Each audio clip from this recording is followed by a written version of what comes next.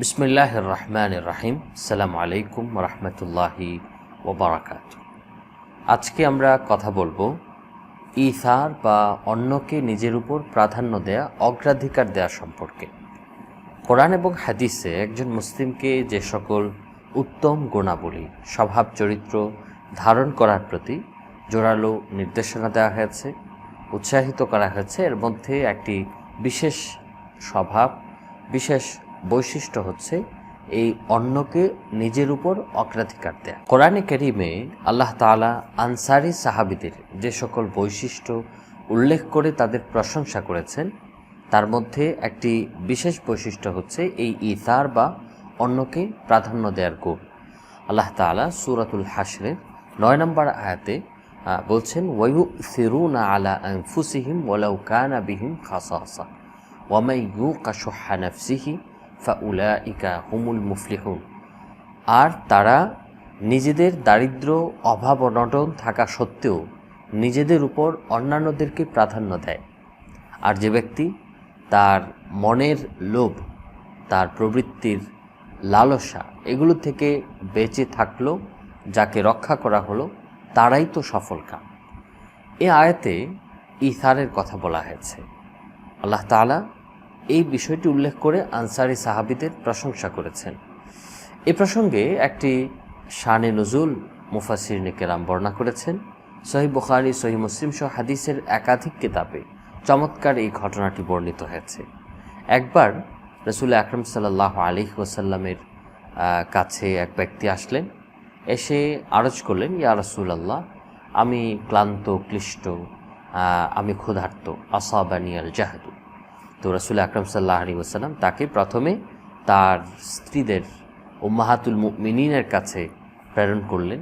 একে একে সেই ব্যক্তি ফিরে আসলেন। কারো ঘরেই তাকে খাওয়ানোর মতো, খাবার দেওয়ার মতো কোনো কিছু ছিল না। তখন রাসূল আকরাম সাল্লাল্লাহু আলাইহি ওয়াসাল্লাম তার উপস্থিত সাহাবীদেরকে লক্ষ্য করে বললেন, মাই ইউদাইয়িফ হাযা আল-লাইলাতা রাহিমাহুল্লাহ। অর্থাৎ কে আছে যে এই ব্যক্তিকে আজ রাতে আতিথেয়তা দিবে, আল্লাহ তাআলা তার উপর রহম করবেন। তখন এক সাহাবী, সহিহ মুসলিমের বর্ণনায় যার নাম এসেছে, যে তিনি হচ্ছেন আবু তালহা রাদিয়াল্লাহু আনহু, তিনি দাঁড়ালেন এবং বললেন যে আমি তার আতিথেয়তার দায়িত্ব গ্রহণ করলাম। আবু তালহা তাকে তার ঘরে নিয়ে গেলেন, তার স্ত্রীকে বললেন যে ইনি হচ্ছেন আল্লাহর রাসূলের মেহমান, তাকে আতিথেয়তা করতে হবে। তখন তার স্ত্রী জানালেন যে তার ঘরে বাচ্চাদের খাবার ব্যতীত আর কোনো কিছু নেই। আবু তালহা তার স্ত্রীকে লক্ষ্য করে যে কথাটি বলেছিলেন, এই বক্তব্যের সাথে আমাদের এই আলোচনার বিশেষ সম্পর্ক আছে। তিনি তার স্ত্রীকে বলেছিলেন, ফাইদা আরাদা সিবিয়াতুল আশা ফানাউমিহিম, বাচ্চারা যখন রাতের খাবার খাইতে চাবে তখন তুমি তাদেরকে ঘুম পাড়িয়ে দিবে। ওয়া তাআলাই ফাআতফিস সিরাজা ওয়া নাতফি বুতুনানা লাইলাতা, এবং তুমি আসো, এসে বাতিটা নিভিয়ে দাও এবং আমরা ক্ষুধার্ত অবস্থায় এই রাতটা কাটিয়ে দিই। অর্থাৎ অতিথি যেন নিশ্চিন্ত মনে খেতে পারেন, বিব্রত বোধ না করেন, এজন্য তিনি বললেন বাতিটা নিভিয়ে দিতে, যাতে অতিথি বুঝতে পারেন যে তারাও তার সাথে খাচ্ছেন। তো এভাবে সকাল হলো, রাসূল আকরাম সাল্লাল্লাহু আলাইহি ওয়াসাল্লামের কাছে তিনি গেলেন। তখন নবীজি সাল্লাল্লাহু আলাইহি ওয়াসাল্লাম তাকে উদ্দেশ্য করে বললেন, লাকাদ আজিবাল্লাহু মিন ফুলানিন ওয়া ফুলানা, অমুক এবং অমুক ব্যক্তির স্ত্রী, তাদের এই কাজের কারণে, তাদের এই আচরণের কারণে আল্লাহ তাআলা বেশ আশ্চর্য হয়েছেন।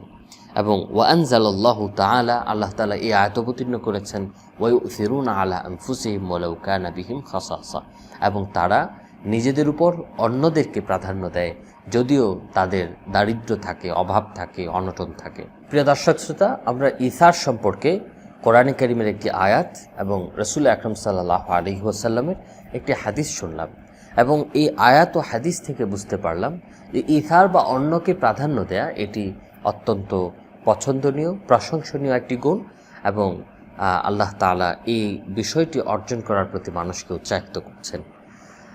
এবারে আমরা দেখতে চেষ্টা করব যে ইসার বা অন্যকে প্রাধান্য দেয়া, এটার সুনির্দিষ্ট মর্ম স্বরূপটা আসলে কি। মুফাসসিরিনে কেরাম, উলামায়ে কেরাম এর ব্যাখ্যায় কি বলেছেন। আল্লামা কুরতুবী রহমতুল্লাহ আলাইহি, প্রখ্যাত মুফাসসির, তাফসিরে কুরতুবির লেখক, তিনি এই ব্যাপারে বলছেন যে ইথার মানে হলো তাকদিমুল গায়রি আলা নফসি ফি হুজুজিহা আদ-দুনিয়াবিয়্যাতি রাগবাতান ফিল হুজুজি আদ-দীনিয়্যাতি, যার মানে হচ্ছে তাকদিমু আল গায়রি আলা নফসি, অন্য কোনো মানুষকে নিজের উপর প্রাধান্য দেয়া। কোন ক্ষেত্রে? ফিল হুজুজ আদ-দুনিয়াবিয়্যা, বৈষয়িক জাগতিক সুবিধা, জাগতিক বিষয় আশয়, কল্যাণ, এগুলোর ক্ষেত্রে অন্য মানুষকে প্রাধান্য দেয়া। কেন? রাগবাতান ফি আল হুজুজ আদ-দীনিয়্যাতি, ধর্মীয়, দ্বীনি, পরকালীন কল্যাণ, পরকালীন মর্যাদা, পরকালীন লাভ অর্জন করার আশায় অন্যকে নিজের উপর, নিজের জাগতিক বিষয় আশয়ের উপর অন্যকে প্রাধান্য দেয়া, এটাই হচ্ছে ইথারের মর্ম। এখান থেকে একটা বিষয় আমরা বুঝতে পারি, তা হচ্ছে অন্যকে প্রাধান্য দেয়া, নিজের উপর, নিজের স্বার্থের উপর অন্যকে প্রাধান্য দেয়া, এটার ক্ষেত্র হচ্ছে দুনিয়াবি, জাগতিক, বৈষয়িক বিষয় আশয়। ফলে ধর্মীয় বিষয় আশয়, সওয়াব এবং আমলের বিষয় আশয়, এই সকল ক্ষেত্রে অন্যকে প্রাধান্য দেয়া এটা শরীয়তে কাঙ্ক্ষিত নয়। বরং এ সকল ক্ষেত্রে ব্যক্তি নিজে প্রতিযোগিতা করবেন, তিনি বেশির চেয়ে বেশি ভালো কাজ, আমলের কাজ, সওয়াবের কাজ করতে চেষ্টা করবেন। কোরআনে কারীম আমাদেরকে সেই নির্দেশনাই দিচ্ছে, ফাস্তাবিকুল খায়রাত, কল্যাণের কাজে তোমরা দ্রুত ধাবিত হও, ওয়াফি যালিকা ফালিয়াতানাফাসিল মুতানাফিসুন, আর এই বিষয়ে, পরকালীন বিষয়ে, জান্নাতের বিষয়ে, জান্নাত লাভের বিষয়ে যেন প্রতিযোগীরা একে অন্যের সাথে প্রতিযোগিতা করে।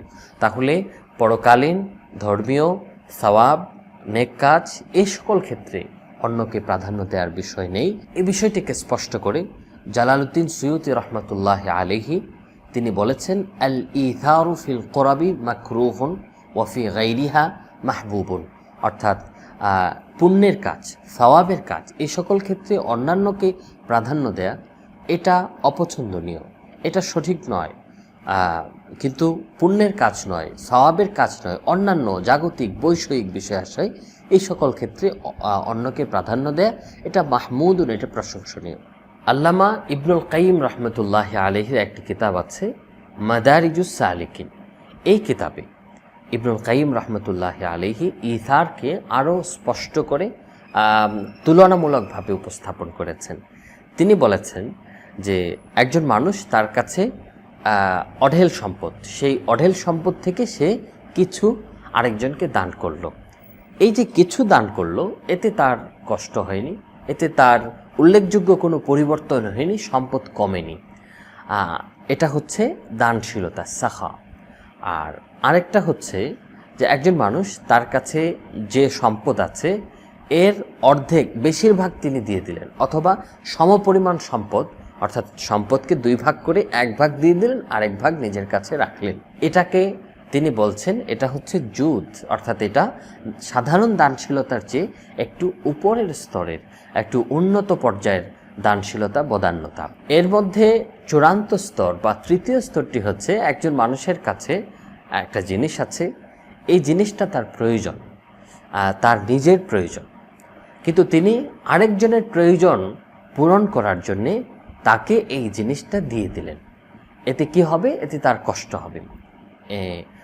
ইবনুল কাইয়িম রহমতুল্লাহ আলাইহি বলছেন, মানে হচ্ছে এই তৃতীয় স্তর, অর্থাৎ নিজের প্রয়োজন থাকা সত্ত্বেও আরেকজনকে ওই জিনিসটা দিয়ে দেয়া। তার মানে এই ইথার বা অন্যকে প্রাধান্য দেওয়ার এই গুণটি হচ্ছে বদান্যতার, দানশীলতার খুবই উচ্চ স্তরের, খুবই উঁচু পর্যায়ের একটি বিষয়। এটা বলার অপেক্ষা রাখে না যে সাধারণ দানশীলতা বা বদান্যতা এর চেয়ে ইথারের মর্যাদা, প্রাপ্তি এবং সওয়াব অনেক বেশি। কেন বেশি? কারণ অন্যকে প্রাধান্য দিতে গেলে স্বাভাবিকভাবেই নিজের কষ্ট হবে, নিজেকে ধৈর্য ধারণ করতে হবে এবং কষ্ট সহ্য করতে হবে। ইসলামের একটি মূলনীতি হচ্ছে আল আজরু বিকাদরিন নাসাব, অর্থাৎ যে কাজে যত বেশি কষ্ট সেই কাজে তত বেশি সওয়াব। তাহলে ইথার করতে গিয়ে যখন কষ্ট হচ্ছে, তাহলে এর সওয়াবটা, এর প্রাপ্তি, এর পুরস্কারটাও বেশি হবে। প্রিয় দর্শক শ্রোতা, ইথার বা অন্যকে অগ্রাধিকার দেওয়ার দুটি স্তর বা দুটি পর্যায় রয়েছে। প্রথম স্তরটি হচ্ছে অন্য মানুষকে নিজের স্বার্থ, বৈষয়িক বিষয়াদি এই সকল ক্ষেত্রে প্রাধান্য দেয়া। এতে কষ্ট হয়, এতে ধৈর্য ধারণ করা লাগে। দ্বিতীয় বিষয় হচ্ছে আল্লাহ তাআলার সন্তুষ্টিকে মানুষের সন্তুষ্টির উপর প্রাধান্য দেয়া। অর্থাৎ একটা কাজ করলে মানুষ সন্তুষ্ট হবে কিন্তু আল্লাহ তাআলা অসন্তুষ্ট হবে। আরেকটা কাজ, এটা কাজটা করলে আল্লাহ তাআলা সন্তুষ্ট হবেন কিন্তু মানুষ অসন্তুষ্ট হবে।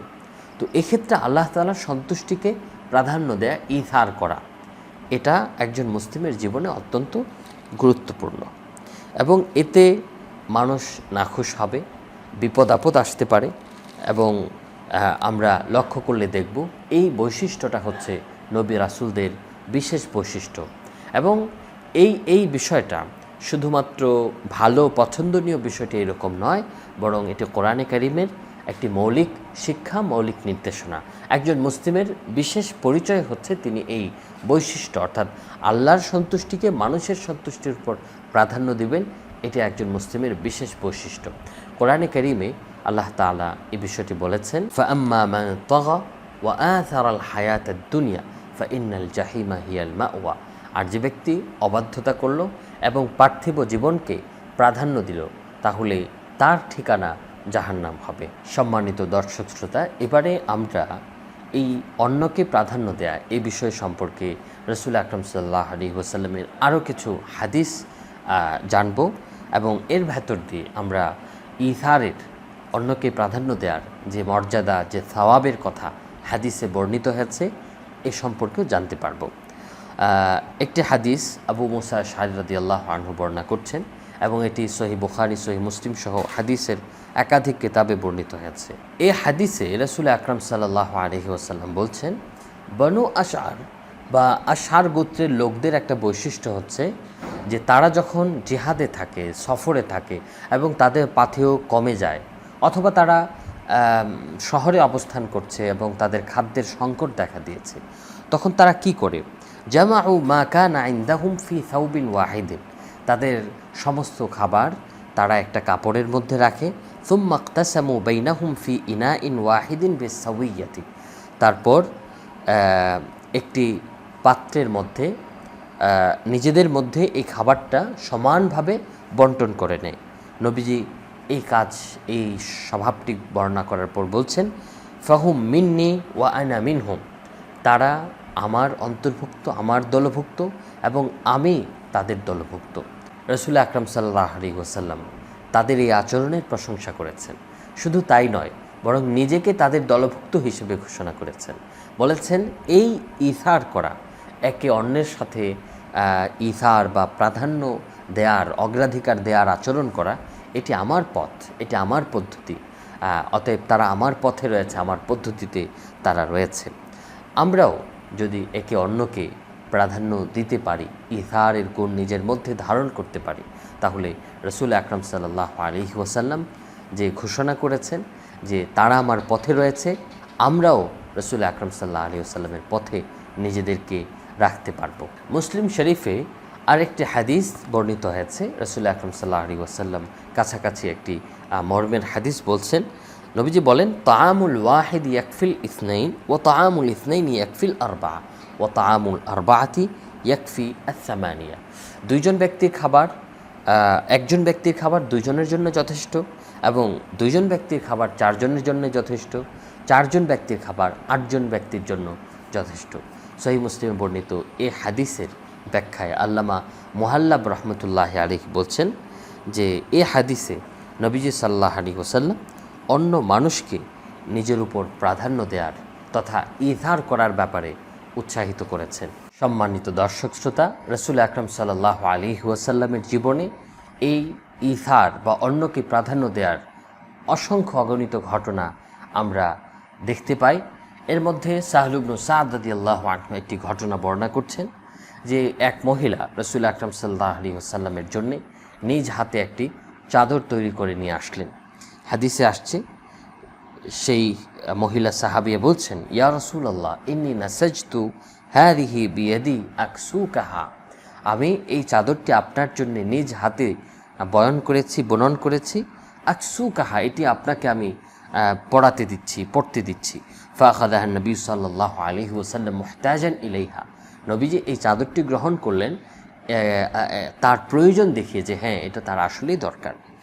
ফাখরাজা ইলাইনা ওয়া ইন্নাহা ইজারু, নবীজি সাল্লাল্লাহু আলাইহি ওয়াসাল্লাম এটাকে লঙ্গি হিসেবে ব্যবহার করে আমাদের কাছে আসলেন। ফাকাল রাজুলুন মিনাল কওম, তখন উপস্থিত এক ব্যক্তি বললেন, ইয়া রাসূলুল্লাহ উকসুনিহা, ইয়া রাসূলুল্লাহ এটি আমাকে পরিয়ে দিন, এটা আমি পরব, আমাকে দিয়ে দিন। ফাকাল লাহুল কওম, উপস্থিত সাহাবীগণ বললেন, মা আহসানতা, তুমি এই কাজটি ভালো করোনি। সাআলতাহা ইয়াহু লাকাদ আলিমতা আন্নাহু লা ইয়ারুদ্দু সাইলান, তুমি তার কাছে এই চাদরটি চেয়ে বসলে, তুমি তো জানো যে তিনি কোনো সাইল, কোনো যাচনাকারীকে তিনি ফেরত দেন না, ফিরিয়ে দেন না। ওয়াল্লাহি, তখন সেই ব্যক্তি কি বললেন, ওয়াল্লাহি মা সাআলতুহু ইল্লা লিতাকুনা কাফানি ইয়াউমা আমুতু, আল্লাহর শপথ আমি তার কাছে এটি চেয়েছি এজন্যই যাতে করে যেদিন আমি মারা যাই সেদিন এই চাদরটি আমার কাফন হয়। তো এই সাহাবী একটা বিশেষ উদ্দেশ্যকে সামনে রেখে নবীজির কাছে এই চাদরটি চেয়েছিলেন। তো রাসূল আকরাম সাল্লাল্লাহু আলাইহি ওয়াসাল্লাম সাথে সাথে নবীজির প্রয়োজন থাকা সত্ত্বেও এই সাহাবীকে এই চাদরটি দিয়ে দিয়েছিলেন। এটি ইথারের একটি বিশেষ দৃষ্টান্ত। রাসূল আকরাম সাল্লাল্লাহু আলাইহি ওয়াসাল্লামের এই ইথার দেখে সাহাবীগণ নিজেদের জীবনে ইথার, অন্যকে প্রাধান্য দেওয়ার চর্চা, এই গুণ বৈশিষ্ট্য নিজেদের জীবনে ধারণ করেছিলেন, যার কথা আমরা দেখতে পেলাম কোরআনে কারীমও বর্ণনা করেছে, তাদের প্রশংসা করেছে। আমরা উহুদের সেই চমৎকার চিত্র স্মরণ করতে পারি যখন সাহাবীদের পানির প্রয়োজন ছিল, কিন্তু প্রত্যেকেই এই পানি কি করলেন, আরেকজন সাহাবীকে, সামনের সাহাবীকে দিয়ে দিলেন। এভাবে দেখা গেল পানির পেয়ালাটা আবার তার কাছে ঘুরে আসলো। মদিনা এমন হতো যে কারো কাছে হাদিয়া যেত, তো সেই হাদিয়াটা এভাবে ঘরে ঘরে ঘুরতে থাকতো। প্রত্যেকেই এই হাদিয়া পরের বাড়িকে, পরের ঘরকে, পরের পরিবারকে দিয়ে দিতেন। এটি সাহাবীদের জীবনের যে তারা সামষ্টিকভাবে যে ইথারের, অন্যকে প্রাধান্য দেওয়ার চর্চা করতেন, ঐতিহাসিকভাবে স্বীকৃত। সাহাবীদের এই পদাঙ্ক অনুসরণ করে আমাদের জীবনেও, আমাদের চর্চায়ও উত্তম ইসলামের এই উন্নত অনুপম আখলাকটি, স্বভাবটি ধারণ করা প্রয়োজন। প্রশ্ন হচ্ছে, অন্যকে প্রাধান্য দেওয়ার এই চমৎকার অনুপম গুণটি, শিক্ষাটি কিভাবে আমরা নিজেদের মধ্যে ধারণ করতে পারি? এক্ষেত্রে প্রথম বিষয়টি হচ্ছে তাযীমুল হুকুক, অর্থাৎ একজন মানুষ হিসেবে, একজন মুসলিম হিসেবে বিভিন্ন মানুষের অধিকার আমার উপর রয়েছে।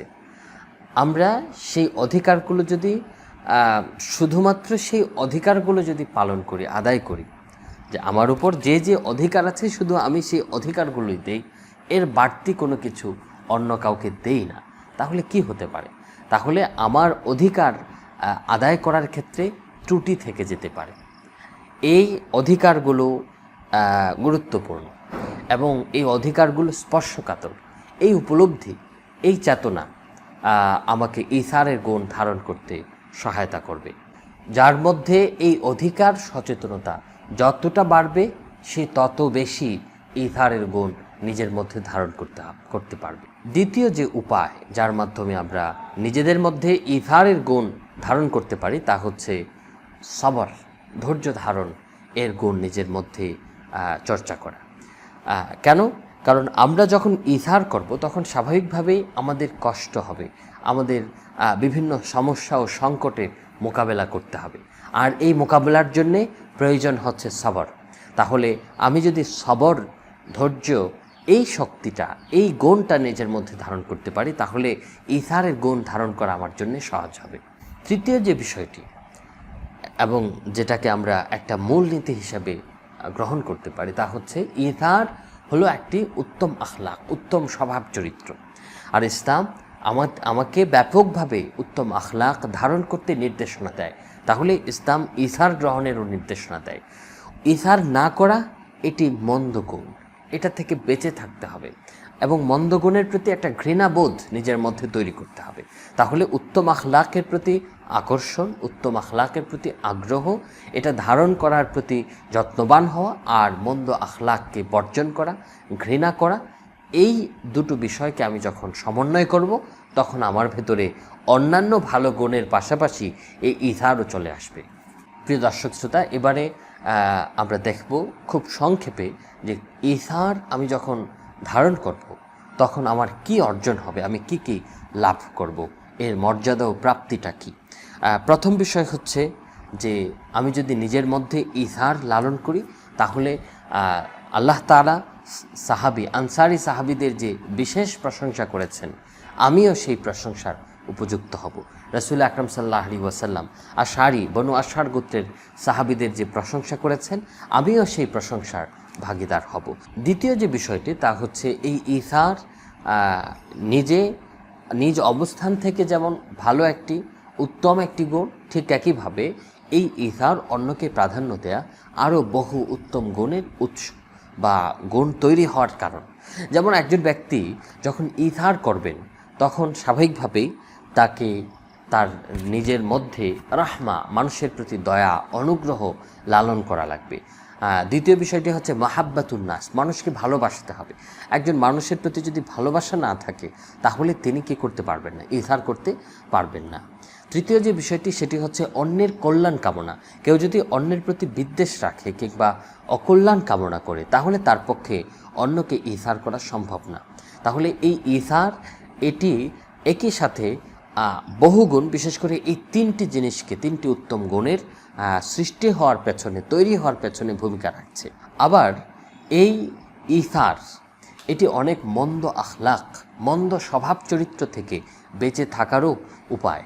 একজন ব্যক্তি যখন ইথার করবেন, তখন তিনি কৃপণতা থেকে বেঁচে থাকবেন। কারণ আমরা বলেছি যে ইথার হচ্ছে বদান্যতার খুবই উঁচু স্তরের একটি প্রকাশ বা উঁচু স্তরের একটি বিষয়।